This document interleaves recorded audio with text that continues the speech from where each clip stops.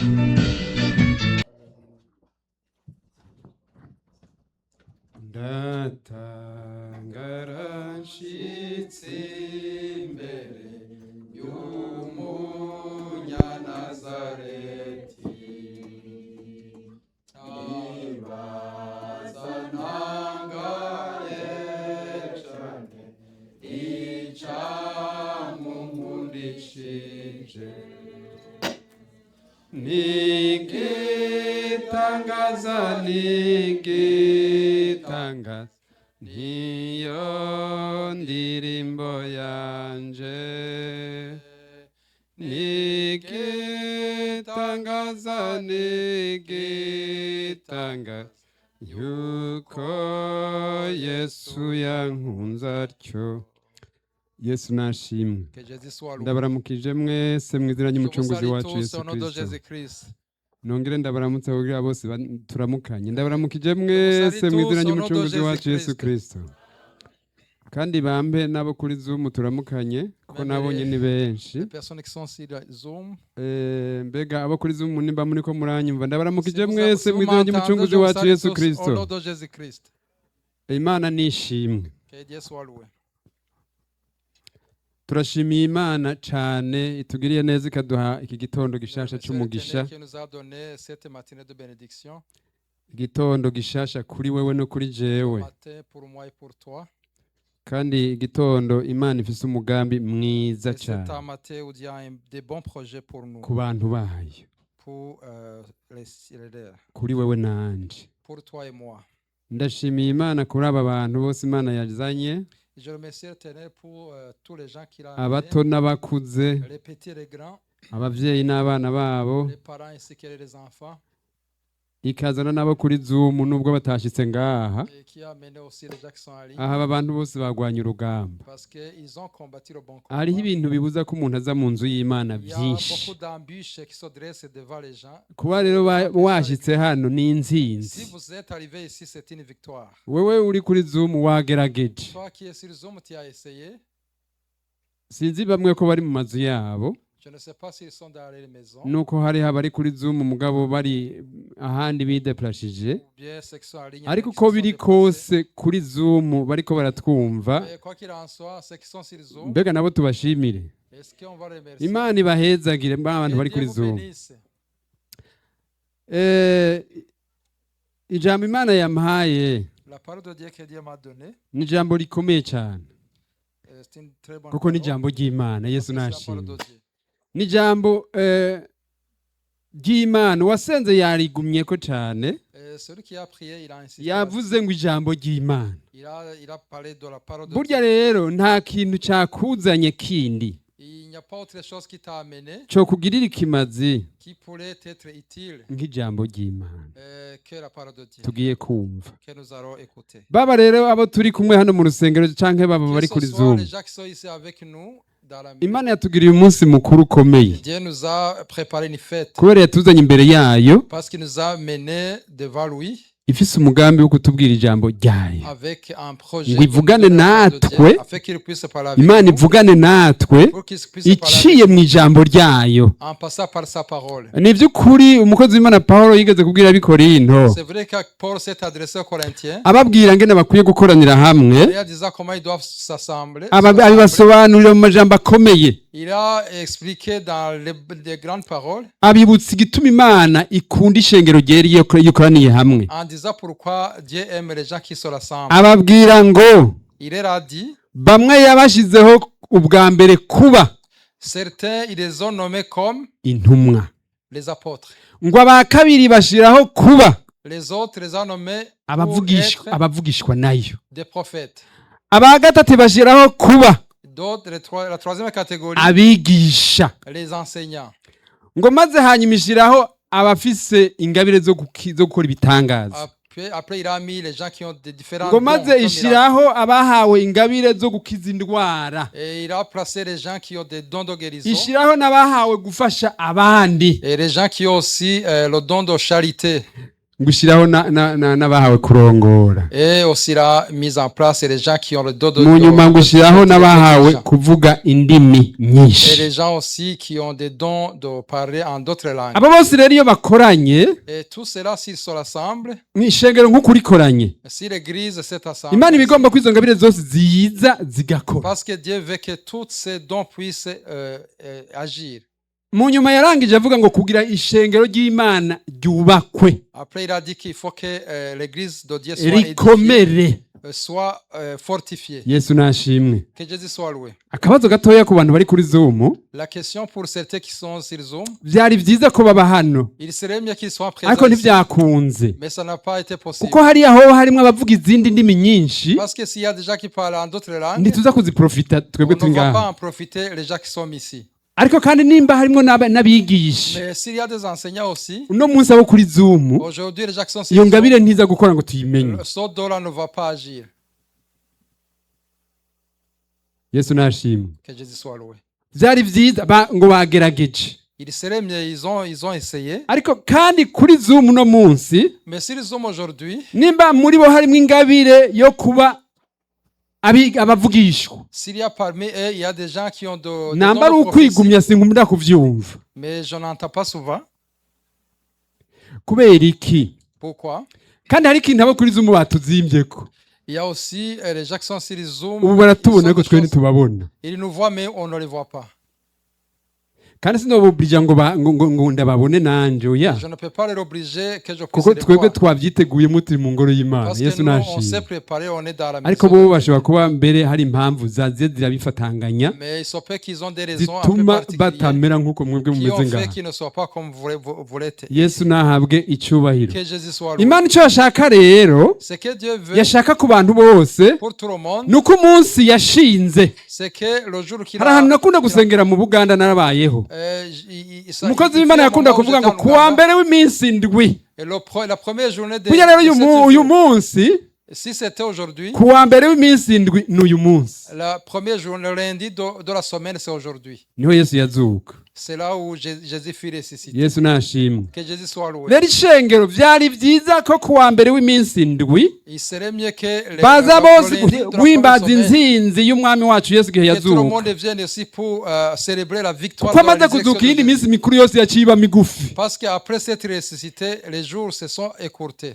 uwo munsi ucuba muremure kurusha iyindi minsi. Et la journée a été très longue comme Yesu nahabwe icyubahiro. que Jésus soit loué. none rero Imana itugiriye neza Si Dieu nous fait du bien, kandi izoshishikara kutugirira neza, niwo mugambi wayo, continuer à nous faire du bien, c'est son nuko projet. Imana izoshishikara kudukorera ibitangaza n'abariya bo kuri Zoom hanyuma bakaba bari C'est ngaha. Dieu continuer à nous faire des Abo- miracles, afin abo- que les gens qui sont abo sur les hommes aussi bishoboka. soient présents. hariho abantu pour ceux qui sont- hariho ibirometero bidutandukanye ari Il byinshi, y a beaucoup de bagize kilomètres akigoro gakomeye, qui ont fait kumbura beaucoup iwabo d'efforts. ari mw'ijoro hagira habe mw'ijoro ubu, Peut-être que chez eux, abandi c'est nabo la mugabo nuit. bari hafi mu makaritiye. Et d'autres, ils sont dans les quartiers. Yesu nahabwe icyubahiro. Que Dieu soit loué. umugambi w'Imana rero ikigomba, Le projet de Dieu, ce qu'il veut, Yesu yarakoze igikorwa gikomeye, Jésus a fait une grande œuvre. hanyuma rero ahantu agikoreye ntibamutahura, Là, partout où il était, kandi les gens n'ont pas compris. kandi bari abayuda. Et c'était des juifs. hanyuma rero kubera kutamutahura Le fait de ne pas le baca comprendre, babivuga uko utariko kuko batatahura ibya ils ont Yesu, énoncé de différentes manières parce qu'ils ne comprenaient pas les Écritures. baca bamwita n'izina ritari ryo ritari mu Et kwihera. ils l'ont nommé avec un nom qui n'était pas compatible avec lui. biri mu butumwa bwiza uko bwanditswe na Yohana igice c'icumi. C'est dans l'évangile selon Jean chapitre 10. Ntitubanza kubisoma. On ne va pas lire ça. avuga ngo mbega ko muvuze ngo nkoze ibitari byo kandi niyise umwana w'Imana, Puisque vous dites que j'ai fait ce qui mwebwe n'était ko pas mu bon, vyanditswe handitswe ngo yabise Imana mumaze kwakirwa n'umuco. dans les Écritures, ça dit que none jewe ko nkoze ivy'Imana igomba, la lumière. icobuza kubera iki mwibagije ivyo? Si j'ai fait ce que Dieu veut, nimba pourquoi vous mwebwe avez kuva aho pensé mwakiriye ça? agakiza Imana yabise Imana, Depuis que vous avez reçu le salut, Dieu vous a mbega murabizi appelé ko Dieu. ko hano Imana yabise Imana? Est-ce que vous pensez que Dieu vous a appelé Mwari Dieu? mubizi? Est-ce que vous le savez? Ubundi Yesu amaze kuza akatwishushanyako, Jésus, quand il est venu, il a nous a créé dans son akambara image. umubiri w'umwana w'umuntu, Après avoir revêtu le corps de l'homme, yaraje kugira ngo tuvukane nawe. il était venu pour que nous soyons abamwakiriye ses frères. bose Et ceux qui l'ont reçu, bahinduke abana b'Imana. afin qu'ils soient des enfants None si de Dieu. byiza ko umuvyeyi ko abana basa n'umuvyeyi? Est-ce que ce n'est Burya pas umugambi bon que les w'Imana igomba enfants puissent ressembler kudutegura, à Dieu? idutegure Le projet, quand il a kandi été ishishikare préparé, kudutegura afin qu'il puisse nous kugezaho continuer, nous préparer, dutwezwa neza. afin que nous soyons sanctifiés de façon Ku mpera yo à kudutegura la fin de la iki préparation, twishira tutagira amarabaga afin n'injebejebe. qu'il puisse se rapprocher Bibiri de ivuga ngo sa tuzosa tâche na de- Yesu. La Bible dit que nous allons nous ressembler à Yesu Jésus. nashimwe. Que Jésus soit loué. Biramubereye rero kuduhindura Et il lui plaît que nous soyons comme lui, kugira ngo atugire abana b'Imana afin que nous soyons des enfants de Dieu babikwiriye. et qui le méritent.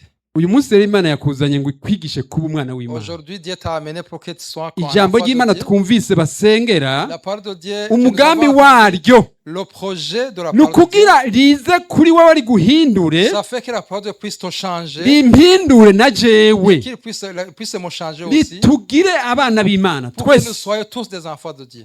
Yesu mu kwigisha abantu gusenga Et quand Jésus enseignait yavuze la ngo muze façon de musenge prier, gutya: il a dit, vous allez prier ainsi, data wa twese uri mu ijuru. notre Père qui est aux cieux. Kandi abo bantu yavyigisha bafise base, Les gens qui il avait enseigné, mugabo savaient le abigisha faire. ngo muze musenge gutya. Mais il a dit, vous allez prier ainsi. Abahungu na base babo Les garçons avec les pères basenge bavuga ngo qui doivent prier en data wa disant, twese uri mu ijuru. notre Père qui est aux cieux.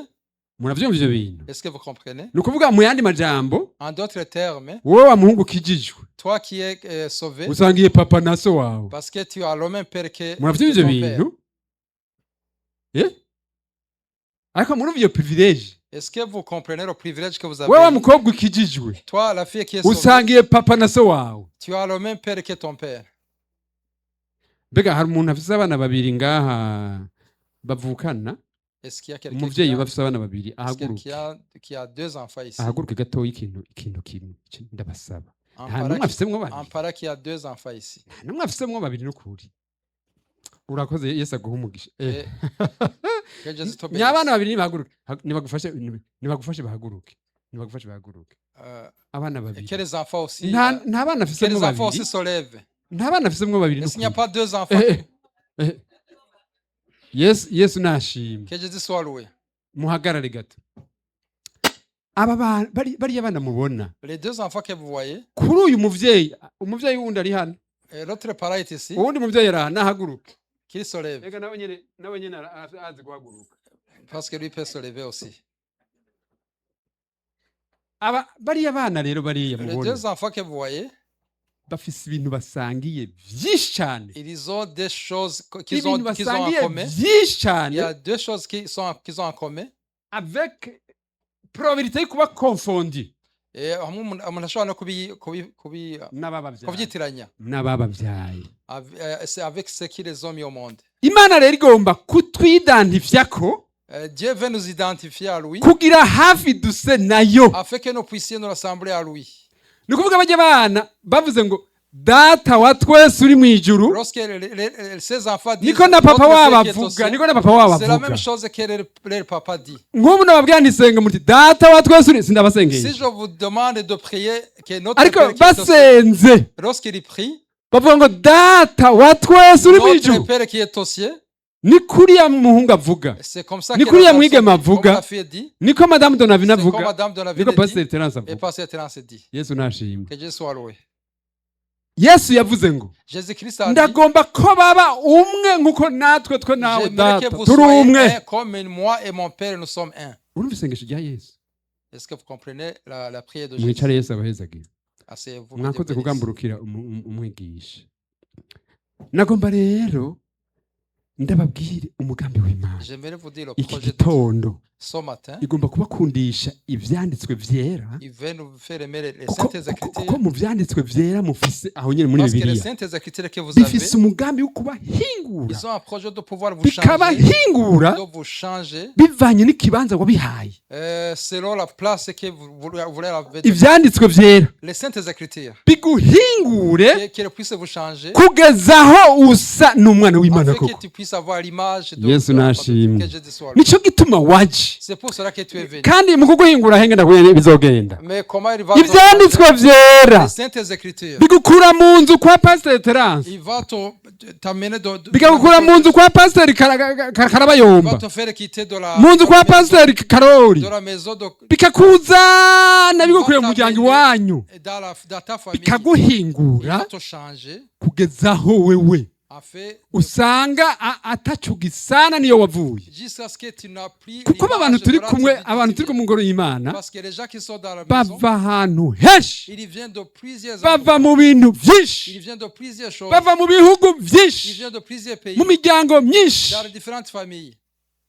ariko Imana ikagomba kubakura hariya Mais Dieu veut les faire provenir de là kugira ngo ijambo ry'Imana ribahindure afin que la parole de Dieu puisse les changer. ribahingure Les changer. ribaremo kundi gushasha Pour qu'ils soient métamorphosés. bahinduke ubwami Afin bwayo qu'ils puissent être son royaume. bahinduke icibare cayo Pour que ça soit bahinduke abana b'Imana comme puisqu'ils puissent devenir les enfants de Dieu. Yesu nashimwe Que Jésus soit loué. ijambo ry'Imana rero tugomba turabe ico risoma ico rivuga La parole de Dieu, nous allons voir comment. turabe amajambo y'Imana umukozi w'Imana Pawulo yandikiye abaroma On va voir la parole de Dieu de Paul igice ca 15 igice ca 15 L'épître de Paul aux Romains, chapitre 15.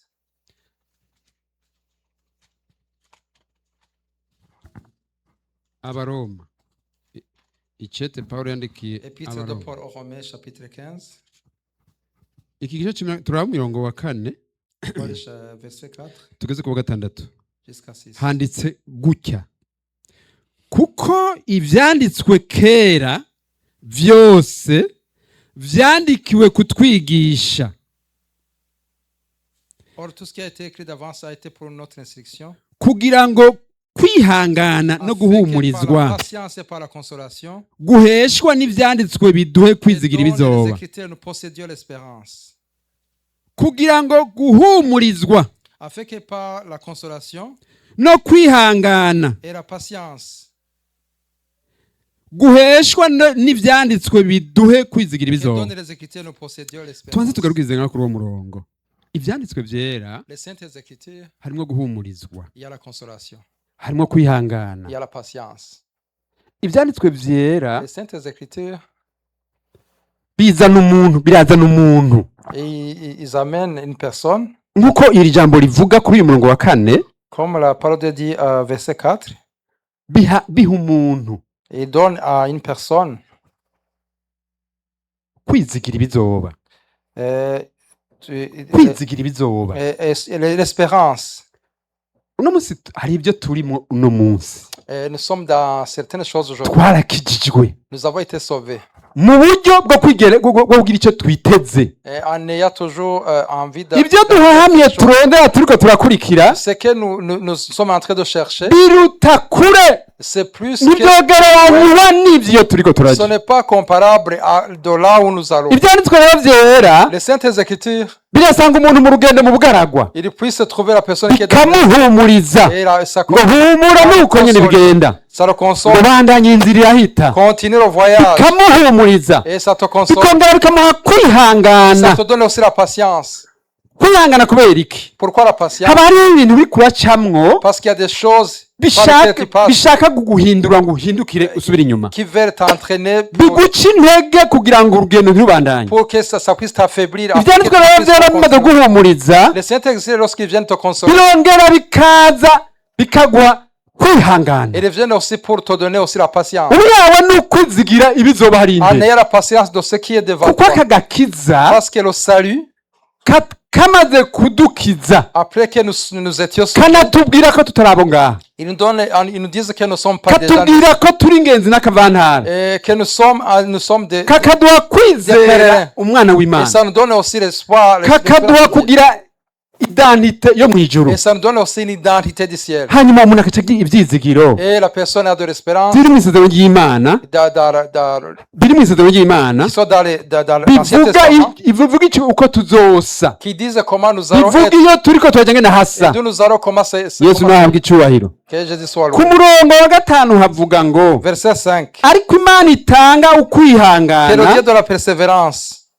no et guhumurizwa de la consolation, ibahe guhuza imitima yanyu vous donne d'avoir les mêmes sentiments nk'uko Kristo les Yesu uns vers les autres selon agomba. Jésus-Christ. iyi Mana rero itanga guhumurizwa. Le Dieu qui donne la uyu persévérance. mukozi w'Imana ariko arandikira aba bantu Paul qui écrivait bivanye na situation barimo, cyari cetse ariko arabishyura ku byo bamwandikiye, l'épître qui répondait par rapport aca à ce ababwira ngo ibahe il guhumurizwa disait de la consolation, kandi ibahe no guhuza imitima mais neza. qu'ils ont aussi l'unité dans leur cœur. Gute? Pourquoi? Nk'uko Imana igomba. Comme Dieu le veut. iri jambo ryo guhuza imitima, hari Avoir abantu l'unité hari dans abantu leur bazi cœur. gutunganya ibya politiki. Il y a des gens qui savent comment. Ni bya bintu hari iwacu baca bita ubumwe.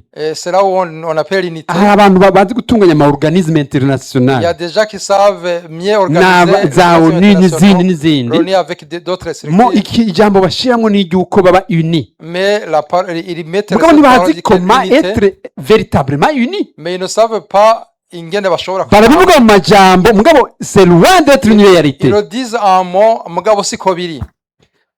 ariko ijambo ry'Imana rivuze ngo muhuze imitima nk'uko Soyons unis gute, nk'uko Yesu agomba. Yesu pour avoir nashimwe. les mêmes sentiments les uns envers les autres selon Ni Jésus. mu ijambo ry'Imana honyene C'est seulement à travers la parole de Dieu. havuga ngene Et là où ça dit dukwiye guhuza imitima. que nous devions avoir ni les ijambo mêmes ry'Imana. sentiments, Bigenda gute? comment ça doit être? Mu guhuza imitima, Avoir les mêmes sentiments. abantu b'Imana bagenderwa n'ijuru, Les hommes de Dieu doivent être visités bagenderwa n'ijambo par le ciel, ry'Imana. par la parole de Dieu. Bamaze kubaha ijambo ry'Imana Après avoir obéi à la parole de Dieu, bakaryakira mu mitima yabo, et qui doivent recevoir bibaha kubona ko ari abanyabyaha, ça redonne la façon d'être des bikabaha pécheurs. guca bugufi, Ils commencent à s'humilier, bikabaha gutsindwa, ils commencent à être vaincus, bikabaha ils kururuka. commencent à s'humilier, uko umuntu abona Imana agenderwa n'Imana, parce que si on est burya visité niko par abona Dieu, ko ari umunyabyaha. et là tu vois que tu niba umuntu avuga ngo arakijijwe cyane, c'est la personne qui est harimo sauvée, risike nini il y a un grand risque yuko ariko arata umurongo. de pouvoir être trébuché. Kubera iki? Pourquoi? nta muntu ubwiwe yishingira intahe Il n'y a personne qui peut témoigner avuga pour ko lui akijijwe en cyane, disant qu'il est très bien sauvé.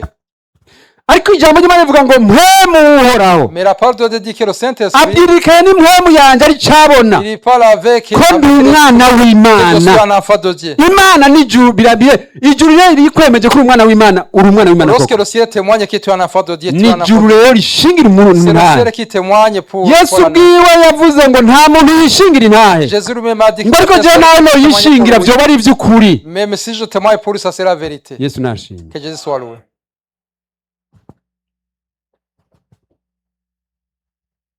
Dusome igicete Pawulo yandikiye Timoteyo, icete cya kabiri, De Timothée, icete cya kabiri Pawulo yandikiye Timoteyo, igice cya l'épître de gatatu, Paul à Timothée, igice cya gatatu. chapitre 3. 2 Timothée, chapitre 3, turasoma ujya murongo wa 15, verset 15, ivyanditswe. les Écritures. Murongo wa 15 ngiye gusoma. Kandi uzi yuko uhereye mu buto bwawe Dès ton enfance, tu connais wamyuze ivyanditswe vyera les saintes lettres bishobora kukumenyesha ubwenge qui peuvent te rendre sage, bwo kukuzanira agakiza assailli par la foi, gaheshwa no kwizera Yesu la Kristo. foi en Jésus-Christ. Yesu Que nashimwe. Jésus soit loué. nagira ndagukundisha ivyanditswe vyera, Je vais te faire aimer les saintes Écritures. strategy yo kunesha. La stratégie de vaincre, ntari handi hari ibanga ryo kunesha. il n'y a pas autre moyen Ijambo de ry'Imana vaincre. niryo ritwaye vyose. C'est la parole de Dieu qui remporte tout.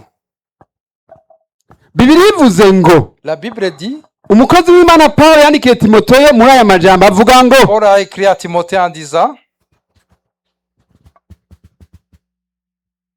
kandi uzi yuko uhereye mu buto bwawe dès ton enfance, tu connais uzi ivyanditswe les saintes lettres vyera bishobora kukumenyesha qui peuvent ubwenge te rendre sage, bwo kukuzanira agakiza assailli par la foi gaheshwa no kwizera Yesu Kristo. en Jésus-Christ. Ibi vyanditswe vyera Les saintes Écritures. niyo umuntu amenyera ubwenge nyabwenge, C'est là où tu peux avoir la bonne sagesse. kandi mumenye neza ubwenge n'ubumenyi biratandukanye. Et il faut savoir qu'il y a une différence entre la sagesse et l'intelligence. Niho umuntu arongera ubwenge C'est là où on peut bw'Imana, avoir la sagesse divine. kandi ubwo bwenge bukaguha kuronka agakiza. Et cette sagesse va Ni te donner le salut. ubwenge buguha kudiserna. Finalement waba ugendera mu kutamenya ukita ubwenge bitari ubwenge. C'est la sagesse qui te fait savoir, si tu étais dans l'ignorance, connaître la vérité. Wahora wibwira ibintu Si tu disais certaines choses, ahubwo ugasanga ukuri kw'ibintu et la vérité des choses, ni uko aka gakiza kari mu ijambo ry'Imana c'est que le salut qui est dans la parole de Dieu kaguha kumenya neza ubwenge nyabwenge. te fait connaître la vérité. Ubwo bwenge bugaca bukuzana rero ukamenya Imana Cette nyamana. sagesse te donne la connaissance. Bibiri ivuga ngo bwakwizera Yesu. Ça te donne aussi la foi. Muri byanditswe rero niho umuntu amenyera neza niyihe Mana yo C'est à kwizera, travers le salut que tu vas connaître niyihe Mana yo le Dieu gukurikira. d'espérance. Qu'est-ce que le Dieu Mbega Yesu angomba kwiki? Jésus veut quoi pour Biri mu moi? ijambo C'est ry'Imana. à travers la parole de Dieu.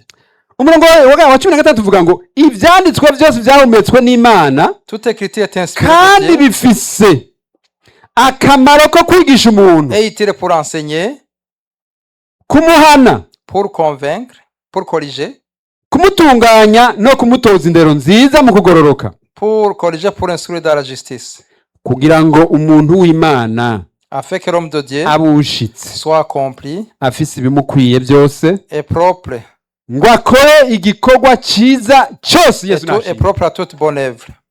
Kugira ngo umuntu w'Imana Afin que l'homme de Dieu abe umuntu ashitse, soit accompli, ni ukuvuga ko hariho umuntu aba adashitse, niko ijambo ry'Imana rivuga. il y a quelqu'un qui peut être Hariho umuntu peut ne pas être atajwe accompli, ku rugendo rwo gukora igikorwa cyiza. qui n'est pas arrivé à l'étape de faire de Ijambo bonnes ry'Imana rero choses. riramuzana La parole de Dieu rikamutunganya a commencé à le changer kugeza aho rimushikana ahantu aba umuntu ashitse, afin qu'il puisse arriver à un niveau où il est ateguriwe gukora où il est igikorwa bien accompli cyiza. et qui est prêt à pouvoir accomplir l'œuvre de Dieu. C'est pas n'importe quel niveau. C'est kuri niveau yari yo Uyu yose. muntu arategurwa La personne doit être préparée agatunganywa n'ijambo ry'Imana, et il est changé par la parole de akaronka Dieu. ubwenge, Et il reçoit la sagesse akizera et Imana, il a la foi en Jésus-Christ nyakwizera kwiwe kugakura muri we. et cette foi va grandir en lui. Bibiri ivuga ngo mube abagabo mu kwizera, akaba umugabo, La Bible dit qu'il faut que vous soyez des hommes hanyuma rero dans la agashika ku foi. rwego rwo gukora igikorwa cyiza Et on cyose. arrive à un niveau de Yesu pouvoir nashimwe. accomplir toute bonne œuvre. Ijambo ry'Imana rero La parole de Dieu, biravana n'ikibanza warihaye, ça dépend de la place que tu lui as accordée. biravana n'ikibanza warihaye. Ça dépend de la place que tu lui as accordée. Reka ndabacishizemwo akantu gatoya, Je vais vous donner une illustration. murantunga mundugirize Bibiliya gutya. Vous allez essayer de lever vos Bibles. Ndabasabye mundugirize Bibiliya zanyu Je gutya. vous demande de lever vos Bibles. Nuyifise mu gatelefone, Même reka celui qui a natuza dans ku son gatelefone téléphone. nyine muduze gutya. Yesu abahezagire. Que Jésus vous bénisse. Nasomye ejo Hier, j'ai lu. nsanga ni mu gitabo sinzi iyo nabikuye, Je me suis retrouvé dans notre. umuntu yariko yigisha yaganiriza abantu C'est quelqu'un ingene qui était en ingene train bakwiye kurya, d'échanger avec les gens comment ils ingene doivent bakwiye manger, kurya ijambo ry'Imana. comment ils doivent se nourrir de la parole de Dieu. Afata Bibiliya avuga ngo ndabira amapaji arimo, Il a demandé à la personne aca de voir les arayandika, pages. yandika amapaji agize Bibiliya, Il écrivait toutes les pages. aca avuga mparurira imyaka iminsi mu mwaka, Il lui a demandé, essayez de compter baca les baramwandikira jours bati ni dans la- 365, 365. bati diviza ayo mapaji ya Bibiliya, Et diviser ces pages, baratora igitigiri. ils ont trouvé le Nyamuntu aca abaza ngo none et la personne a demandé, ibi bintu byari bigoye gufungura, est-ce que c'était difficile de pouvoir ibi bintu manger? byari bigoye, Est-ce que c'est difficile de manger ça? none mweho mwumva byari bigoye. Est-ce que c'est difficile? Ariko kubera shetani afise strategy ziwe, Mais comme Satan a ses propres ikintu stratégies, ca mbere azi mushobora kumuneshesha, il sait kuko pertinemment- yaramenye neza shetani il sait très bien ko Satan ijambo ry'Imana ari inkota, que la parole de Dieu c'est comme une ko épée. ari inkota ikarisha ubugi C'est une bwose. épée tranchante. Nawe agira ati aba bantu kugira ndabashobore, Il est dit pour que je puisse reka ndabe ngena nobadistre nobasamaza je vais chercher bibagira les ubutunzi stratégies buri de iruhande distraire yabo afin qu'ils puissent ouvrir la porte. babure La apeti richesse babure qu'ils ont. apeti yo kurya Et ils vont manquer l'appétit pour tuze manger. duhure ari bwagoyigoyi Et je vais les trouver duhure badatandukanya imana n'ibigirwamana qui ne savent pas distinguer. duhure badatandukanya amajwi y'imana n'amajwi Ils doivent y'abantu savoir aussi distinguer la duhure voix de Dieu et badatandukanya la voix amajwi des hommes. yanje Afin n'ay'abantu qu'ils puissent ne pas distinguer la voix de reka Dieu et la voix des hommes. reka nugariro binera vitayima Je vais chercher à fermer le muri izi ngwano bagira mu isi n'ibi bariko baragira mu bihugu by'abarabu dans les guerres qui se passent au Moyen-Orient. baragenda bakaraba ahantu hari igitoro ahantu hari ubutunzi Et ils vont chercher là où se trouve la richesse et le abantu pétrole. murazi ko yesu yavuze ati abategetsi bo mu isi batwaza amanyama Vous savez que Jésus a dit que les autorités de ce monde bagaca utilisent bugara ahantu beaucoup de... bibaza ko abantu bafise ububasha Et ils cherchent à fermer là où les gens savent qu'ils kugira ont de ngo la biborohere puissance. kurwana bibyoroshe Pour qu'ils puissent mieux combattre. nimba ari abantu ubutunzi bwabo buhagaze ku bitoro Si les richesses est basée sur le pétrole, nimba ari abantu ubutunzi bwabo buhagaze ku bwenge si les richesses est basée sur la l'intelligence, ruse du monde ubwenge bw'isi, la ruse diabolique ubwenge bwa shetani, baca bagenda bakonona ubwenge ils vont essayer de détruire bagatanga l'intelligence. bagatanga urumogi et ils vont donner la drogue, bagatanga inzoga ils vont donner l'alcool, bagatanga ibintu byose bazi ko ça peut salir ils vont donner tout ce qui peut salir l'homme. bagaca baraba ikintu coba kikonstituwa une force Et ils vont regarder qu'est-ce qui va construire une bagaca force arico pour eux. bakakureka wewe Et ils vont te laisser, bagaca bagenda inyuma yawe hariya hari source ya force zawe mais ils vont trouver là où se akaba trouve ariho ta baca force. bamenasa Et c'est là où ils vont faire une menace. bati population ko tuyizi Et comme la population ne le aba connaît bagiye pas, ku ishuri ntibigera bayoberwa ces gens-là, s'ils voient les corps, force ils zabo n'échouent jamais. ziri mu bwenge Parce que la force se trouve aba dans bantu force l'intelligence. zabo baravyara La force, c'est qu'ils mettent au ils monde sont beaucoup. forts bafise inkomezi. baca barondera rero Et ils cherchent source yaho mukura inkomezi la source d'où ils trouvent la force. bagaca ariho bonona Et ils vont détruire. c'est pas loin ntibiri kure y'ivy'umugwanizi Ce n'est pas loin du shetani diable. arazi neza Satan, yuko sait ijambo pertinemment ry'imana rigiye muri que mwebwe la parole de Dieu s'est replacée en vous. mukarirya ku munsi ku Si munsi vous nourrissez de la parole de Dieu, au mukarikunda quotidien, cane si vous l'aimez beaucoup, kugeza aho uryama ukarota ryo jusqu'à ce que vous reviez la parole de kugeza aho uyaga ugasanga uri kuyaga Dieu. ryo Lorsque vous échangez hari la abagabo parole de bariko Dieu. barayaga bagendeye mawusi Il y a des gens qui, lorsqu'ils sont bayaga ibya à yesu umunyanazareti lorsqu'ils conversaient à propos hanyuma rero ngo de imitima yabo igacigurugumba et lesquels étaient un peu, ngo bakayobwa ngene vyagenze ils ne savaient pas comment ça se ariko passait. niko bariko bayaga ibya yesu Parce umunyanazareti qu'ils parlaient de Jésus-Christ. inguvu z'abantu bariko baraja mw'ijuru aho La ziri force, c'est des gens qui se rendent au ciel. ni mw'ijambo C'est à ry'imana travers la parole de Dieu. ni ikibanza mwarihaye C'est la place que vous ni l'avez ingene murirya C'est la façon dont vous ni ingene nourrissez musaba la imana ngo parole de Dieu. ibasobanurire C'est la façon dont vous cherchez à comprendre la parole de Dieu. si no kurisoma ngo umenye neza kuryiga mu Ce giswahili n'est pas seulement cyangwa la mu lecture, gifaransa on connaître en soi. oyaye ururimi ni outil de travail seulement La langue, mugabo ahubwo ni ingene urirya ntabwo urirya mu kirundi mais c'est la façon dont Nta vous muri rya mu nourrissez en Kiswahili. Kirundi, en Swahili. pfa kurirya Mais il faut seulement vous nourrir de la parole de Dieu. kurirya Il faut se nourrir de la parole de Dieu. yesu nashimwe Que Jésus soit loué. icya kabiri La deuxième chose, ni uko mu ijambo ry'imana umaze kurisoma c'est que lorsque vous avez lu harimo n'umuco ukunda gusenga et vous allez reka commencer à nimurasoma aimer ijambo la ry'imana ati sinari nzi ko bimeze uko Il y a des gens qui mana mbabarira sinari nzi ko bimeze uko Pardonnez-moi, je ne savais pas que ubwa c'est- mbere la première chose. uko umuntu asoma ijambo ry'imana niko kwizera kwe gukura Lorsqu'on lit la parole de Dieu, la foi hari grande, umukozi w'imana yavuze ngo il y a le serviteur de Dieu qui dit, bazokumva bazokwizera guto batarumva comment est-ce qu'ils vont avoir la foi pour la personne qui n'ont pas entendu?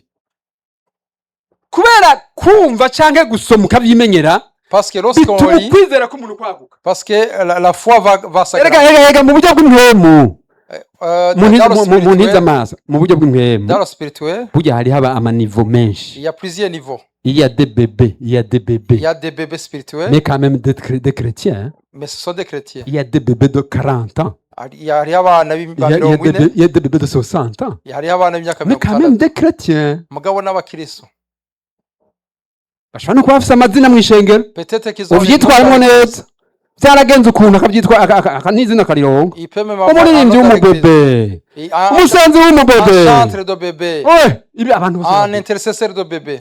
bapimwa niki Comment est-ce qu'on peut mesurer les mesures? bapimwa n'iki? Ils sont mesurés comment? Ukwizera La Imana foi. La foi en Dieu. n'ikibanza aho ijambo Et ry'Imana la place qu'il a accordée à la parole. n'ingena afata ingingo imbere Et la y'ibibazo façon dont il plaît. n'ingena yambara bya bigwanishwa. Et comment il se revêt de none ndabaha ça. akarorero, Je vous donne un exemple. none umukristo adashobora kuvuga ukuri Mais celui qui a une en chrétien qui ne dit pas la uretse vérité, ko yoba ari umubebe mais si c'est qu'il nta n'indwara avize y'ubumuga. est-ce qu'il n'a pas umuntu yubaka kubesha ari umukristo il akuze, va commencer à mentir alors ari qu'il umukristo est akuze grand. kweri Alors que c'est un adulte kabisa kabesha. et il ment.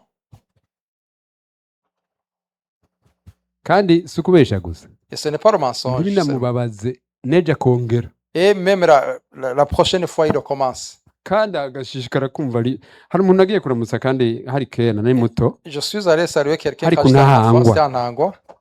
hanyuma rero ndagenda yaramuvugabutumwa, Il était un hanyuma évangéliste.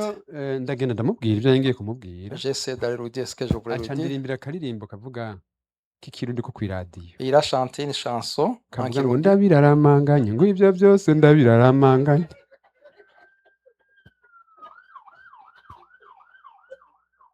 hewe ukabiraramangana ukabesha ukomerwa kubona bya bindi Tu gahewe. gardes, tu continues à Nikuri. mentir.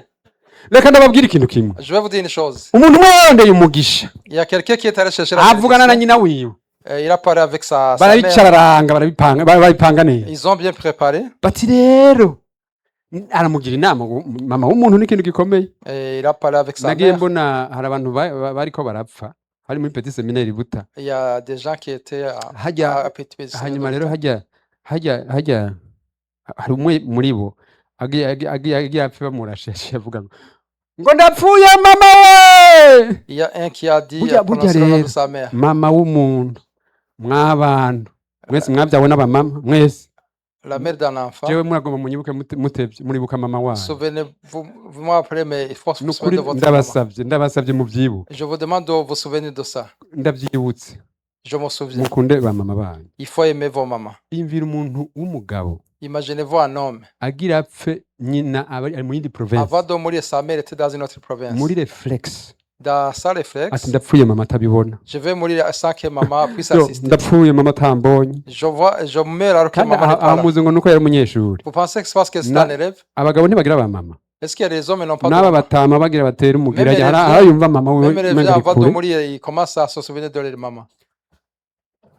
Mama amugira inama ngena yoronka umugisha, Il a essayé de lui dire comment il va avoir la bénédiction. barabipanga. Ils ont préparé. natangaye mu gatondo no Je me munsi. suis étonné ce matin. ahagiye kumugira inama ngena aronka umugisha, Après s'être entendu comment il va avoir, uwo muntu yitwa ko aronse umugisha celui qui voit qu'il va avoir la bénédiction, niwe yaciye ahunga c'est lui qui a fui. aca aratamesha ati Il a fui. nyina amubwira ati hewe ndababura mwese naho twabigize bya La bintu mère lui a dit, même si on a fait ainsi, naho on va nabigize perdre. naho ga muhungu wanje nabigize bya Même mon bintu garçon, si j'ai fait ainsi, ngira ndababure mwese. mais je vais vous perdre. Irukanga Essaie de fuir. ishavu umukugwa wawe afise La colère que ton grand frère a, aho yarondera umugisha. il cherchait la bénédiction. urazi biyange yamwise Tu sais comment la Bible est renommée? yamwise intonyotsi cyangwa ingunge. Ingunge Romanteur. intonyotsi kubesha Romantaire. cyagihe yariko arondera umugisha. Lorsque il urumva cherchait la mukuru bénédiction, umugisha yavuze ndi yesawu. pour avoir la bénédiction, il a dit, moi je suis numva Esaü. iryo jwi numva Mais ko ta numva voix, atari gwa mais je vois que ta voix n'est pas Esaü. numva umengo uriwe Mais je vois, tu ndi vois les poils. yesawu. hageze ko rimuvako Imana yasubira mubaza mbega kurondera umugisha reka nkwibutse uwo burinde uno munsi. Dieu lui a demandé encore une fois, yavuze ngo si tu vas avoir la bénédiction, tu es qui? ati ndi Yakobo Je suis wawe. Jacob. hari umuntu yibaza ngo ni inzira zo kuronka ibintu, Il y a quelqu'un qui peut se dire que c'est une ni façon inzira yo de- gushikira byinshi byiza byiza, c'est une façon d'atteindre les bonnes choses kandi akijijwe hewe. alors qu'il est sauvé. kandi n'ibintu ukuntu Imana imeze n'igitangaza irareka ukabironka. Et Dieu Ariko peut te laisser avoir amahoro les choses. amahoro urabaza uzosubira hariya nyene watereye. Mais la paix, tu vas manquer. amahoro ni hariya wabikorogeye, Mais tu vas te retrouver la paix quand tu vas aller à la source. uzotora hariya wayatereye. Tu vas retrouver la paix là où tu l'as perdu. ugende uronke amatungo n'abagore babiri. Et que même si tu vas avoir beaucoup de richesses, ugomba niwonga n'uwa gatatu tu vas avoir la troisième femme intama nyinshi avec beaucoup de moutons, ibihumbi n'ibihumbi des milliers. ariko kimwe watera hahandi Mais la chose que tu as niho perdue, uzogitorera c'est là où tu vas le retrouver. yakobo kushaka umugisha Jacob, urinde puisque tu veux la bénédiction, kundondera kumugisha witwa nde subira uvu puisque tu veux la bénédiction, tu es qui? ndi yakobo Je suis Jacob. yego kuvyemeye ducizwe yakobo ukundi Puisque tu l'acceptes, tu n'es plus Jacob kubera iki kuvyemeye parce que tu l'as accepté. ndakwipfurije kwemera uwo uri J'aimerais que tu puisses Hari igihe- hari accepter igihe- ce que tu es. hari igihe pawulo ari kwahanura abagalatiya Et quand Paul s'adresse aux Galates, yabinginze ngo ndabafashe ndabasabye ntimwifate uko mutari il insiste en disant ne vous comportez pas comme vous none n'êtes pas. umuntu aragiye kwa muganga Quelqu'un qui va chez le médecin yaraye araribwa mu nda et il y avait des problèmes au ashyize niveau du kwa ventre. muganga ngo ngwaye mu kuguru Et après il dit, aho ah, voilà, uwo muntu hari icyo mal. azohakura Et qu'est-ce qu'il va gagner? aho umuntu hari icyo azohakura Qu'est-ce qu'il va gagner? ikintu bita ransiyema kirinike utagiye muri abatwara ngo barabe amaradiyo n'ibindi bintu Si tu Niwo n'as pas au wavyikuriye laboratoire, mu c'est toi-même kanwa. qui l'as dit avec ta propre kandi bouche. niyo biza kugaruka gukirira Et c'est vuga toi qui neza aho t'empêche de guérir. urwaye ni mu nda Parce que tu avais un problème de ventre. twagiye kwa muganga turi mu windwi Je suis allé chez un Kubera médecin bari en ababirigi, 7e. kandi igifaransa cyari kitugora Et on avait pas on avait hanyuma pas rero de tugenda français. ku mufurere yitwa frere pierre On est allé chez un frère niwe Pierre. yatuvura C'est lui qui hanyuma nous soignait. rero hariho umuntu yatwigisha igifaransa akaba yatubwiye ngo hari umuntu yavuze ngo j'ai les mots en tête mais ils ne veulent pas sortir les mots en tête mugabo ntagomba gushokanya amajambo hanyuma rero nyamuntu ashikiye uwo mufurera Lorsque il Pourquoi est iki? chez le frère, tu as quoi? frère ici Frère, ici. frère ici Ici. ni biki C'est quoi? frère C'est quoi au frère juste? ici. Frère, ici. c'est quoi C'est quoi au juste? c'est pas moment C'est le serpent mu maji. Inzoka ziriko zirarya.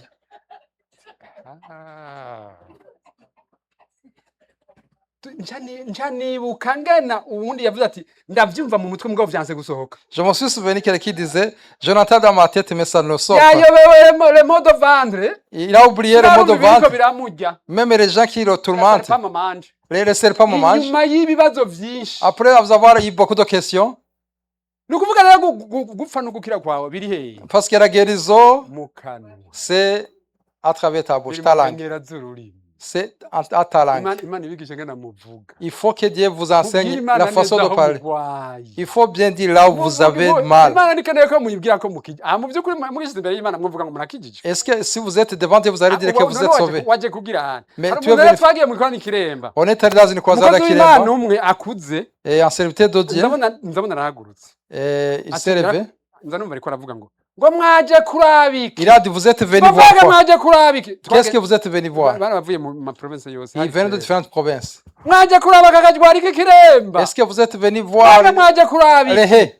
kwari kugira yeveyereze esprit z'abantu C'est pour réveiller les esprits des gens, bamenye icyabagendeje ma province n'ama province afin qu'ils puissent savoir pourquoi ils ont quitté différentes provinces. atanga message ishaka gutanga Et il a donné un message qu'il voulait donner. menya neza icyakuzanye ngaho Il faut savoir qui t'a amené ici. menya neza icyakuzanye mu nzu y'Imana Il faut savoir qui t'a amené dans la maison de uhure Dieu. na mugenzi wawe C'est pas seulement pour rencontrer ta ubukene Non, mais ce n'est pas mwaje cela. imbere y'Imana igororotse Vous êtes venu devant Dieu juste kandi hari ikintu et mukeneye il y a quelque chose dont vous avez besoin. mucakire mu izina rya Yesu Recevez au nom de ntihagire umuntu Jésus-Christ. ahomba Il n'y a personne qui a la perte. nta guhombera imbere y'Imana Il ne faut pas perdre devant Dieu. nta guhombera imbere y'Imana Il ne faut pas avoir de manquements devant Dieu. mwaje imbere y'Imana Vous êtes venu hari devant ukuntu Dieu. jewe ndakuzi wewe Il y a une façon dont je te connais. hari ukuntu pastor Il y a une akuzi façon dont pasteur te hari ukuntu connaît. barya abadiyakoni bakuzi Comme les diacres te hari ukuntu connaissent. abarimu ukuntu Que les évangélistes te connaissent. cela importe peu Ibyo ntacyo bimaze. uraraba neza ngo Imana ikuzi Mais il faut savoir comment kandi Dieu te umenye voit. yuko uraja Et savoir là où tu vas. hari umuntu akora ibishoboka byose Il y a quelqu'un qui peut faire tout possible kugira nyegeze la vraie personne afin qu'il puisse anyegeze cacher icari la vraie personne, Non, son mais- identité. Mais quel est le bénéfice de cela? vraiment inyungu ni reka guta umwanya Où est-ce que quel est le reka guta bénéfice? umwanya Il ne faut pas perdre ton temps. inyungu ni iyihe Quel est le bénéfice?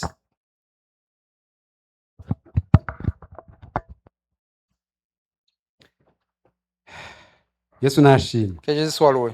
dufite Imana idukunda ariko Nous kandi avons un Dieu qui nous aime. reka tucagagure nagomba Nous allons résumer. ngira ikintu mvuze ku byerekeye abantu bamenye ibyanditswe byera bakabika ibanza babiri Je vais me prononcer sur les gens qui ont connu les Saintes Écritures. kugira ndangize nsanze umwanya wagiye Je vois que j'ai n'amashengero abiri deux églises. abakristo b'i Beroya Les chrétiens de Béroa, hariya mu gice c'icumi n'indwi dans chapitre mu 17, vyakozwe n'intumwa en Actes des Apôtres. bibiri ivuga ngene bari bameze La Bible dit comment ils étaient. pawulo yagiye kubwira ubutumwa bw'itesalonika hejuru Paul s'est allé s'adresser aux arabuvuga ubutumwa n'ababwira ibya yesu Il a prêché la kandi parole. ubu butumwa tuvuga Et la parole de Dieu qui iyo umuntu agize intege nke lorsqu'on est affaibli, iyo umuntu agize intege lorsqu'on nke devient faible, agomba kuba ibyiwe arivyo bimenyekana et parce qu'on veut ibya yesu savoir bakabinigira mu que menshi Jésus-Christ, on puisse les cacher gushika aho biyigisha jusqu'à ce qu'ils hari puissent s'enseigner. n'abiyigisha umuntu umwe ariko arahana rumize n'uwundi je niho nari Qui donnait des remises aux acavuga reprises. ati aba bantu rero ubona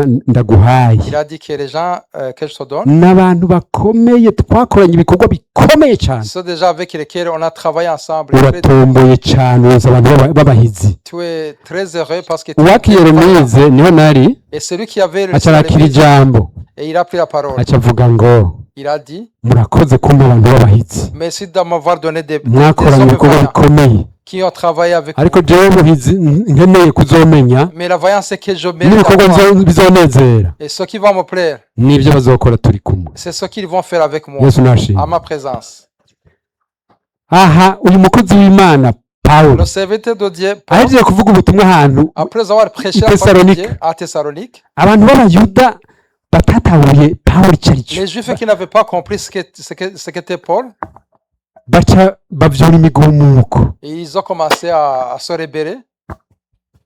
baja guhiga pawulo ahantu yari yaraye Ils sont allés chercher Paul là où il avait passé la nuit. abantu b'imana bari babimenye baca baramunyegeza Les hommes de Dieu, ils avaient su et ils ont, baca bafata inzira yarayemwo bafata abo bantu ngo aba nibo bahaye indaro ababisha et ils ont pris les gens qui avaient donné le refuge hanyuma rero babagirira nabi et ils ont mugabo pawulo aba arakize mais Paul baca baramunyuruza bamanukana hariya i Beroya et puis après il est parti à Béroa ashitse i Beroya et lorsqu'il est arrivé à Béroa, aravuga ubutumwa il bwiza a prêché la parole de Dieu. araraba ibiriko birabera i Beroya ngene bariko Il barabwakira a vu ce qui sont passés à Béroa, comment abigereranya na imanje y'i Thesalonika et il comparait aca avec les avuga autres. aca avuga ngo Il a dit ngo abakiristo b'i Beroya les chrétiens de Béroa. reka tubisome On va lire ça. mu byakozwe n'intumwa nibyo byiza Actes des tujya Apôtres, turangiza ibyakozwe n'intumwa igice c'icumi n'indwi Acte 17. ego tujya turangiza dusenga imana igice ca cumi n'indwi turaba ujya murongo wi aspe ngene abantu basa b'i Beroya bashingiwe intahe n'imana handitse gutya ibyakozwe n'intumwa igice c'icumi n'indwi Acte 17. turasoma ujya murongo w'icumi n'uw'icumi na rimwe handitse gutya nuko bene data baca barungika pawulo na sila mw'ijoro À partir de nuit, Paul et Silas baja i Beroya pour Bérée. maze bashitseyo binjira mu isinagogi Lorsqu'il fut arrivé, il entrait dans la synagogue y'abayuda des Juifs. ariko abo Ces Juifs, bari n'imico apana nomba se juif abo b'i Beroya ariko abo b'i Beroya ces gens de Béroé, bari n'imico myiza kuruta ab'i Thesalonika avaient des sentiments plus nobles que ceux de Thessalonique. kubera iki kuko bari ijambo ry'Imana n'umutima ukunze yesu nashimye Avec, bari abantu bafise apeti ikomeye cyane ils avaient beaucoup d'appétit. barya ijambo ry'Imana Ils ont mangé la parole n'umutima umeze gute avec ukunze. beaucoup d'empressement. hanyuma ku murongo ukurikira basesa mu vyanditswe uko Ils bukeye examinaient chaque jour les Écritures barondera iki ngo bamenye yuko ibyo ari iby'ukuri pour voir si ce qu'on les disait était exact. yesu nashimwe Que Dieu soit loué. naho bavuga ko ab'i Beroya bari bameze neza kurusha ab'i Thesalonika Mais même si on disait que les gens de Bérée mwebwe étaient... muribuka ko ab'i Thesalonika ari abantu beza Est-ce que vous pensez que les gens de Thessalonique étaient bons? abantu beza cyane Oui, ils étaient bons. tubabe ab'i Thesalonika ba mbere igice On va ca regarder mbere 1 Thessaloniciens. igice ca mbere mwumva ab'i Thesalonika bari bameze igice ca mbere ku murongo wa gatandatu 1 Thessaloniciens chapitre 6. dushaka dusenga imana murabe n'abashingira intahe ubabwiye ijambo ry'Imana umurongo wa gatandatu havuga gute igice ca mbere ab'i Thesalonika ba mbere Chapitre 1 verset 6. ngiye gusoma mu izina rya Yesu umurongo wa gatandatu n'uw'indwi handitse gutya, namwe mwaratwiganye mwigana n'umwami wacu mumaze kwakirira ijambo ry'Imana mu marushwa menshi, munezerejwe na mpwemu yera, bituma muba icyitegererezo cy'abizera bose bari Makedoniya na hehe no muri Akaya. Murumva ko abantu batari beza, Est-ce que vous comprenez que ces gens bari n'étaient abantu pas bons? beza cyane. Ils étaient très bons. Mugabo Bibiri yivuze ngo abiberoya bari beza kurusha Mais la Bitesalonike. Bible dit que ces deux Bérés Mugabo étaient plus iyo bons. iyo que- comparaison nagira nabwikiza yahizanana, Mais cette comparaison, izanana n'ikibanza abo bantu bahaye ijambo ry'Imana. ça vient de la place Bamwe ngo accordée à la barasesa parole de uko Dieu. bukeye iminsi yose, Ils examinaient chaque jour la nanjye parole de si Dieu. gusesa pour gusesa, Mais ce n'était pas seulement ngo examiner. kugira bamenye C'est afin que iby'ukuri byari byo. Yesu puisse nashimye. connaître la vérité. Urakeneye kumenya ukuri, Est-ce que tu veux connaître la vérité? urakeneye kumenya Yesu neza, Est-ce que tu veux connaître urakeneye le vrai gukura mu Jésus? kwizera, Est-ce que tu veux grandir dans la urakeneye foi? kumenya kuba umugabo mu kwizera, Est-ce que tu veux être ugakora ibyo wumva en watahuye. faisant ce que tu as bien compris? Soma ijambo ry'Imana. Il faut la parole de Dieu. N'aya majambo y'Imana wayumvise Yesu Cette abaheza. parole de Dieu, pour ceux qui ont écouté, que Dieu vous bénisse.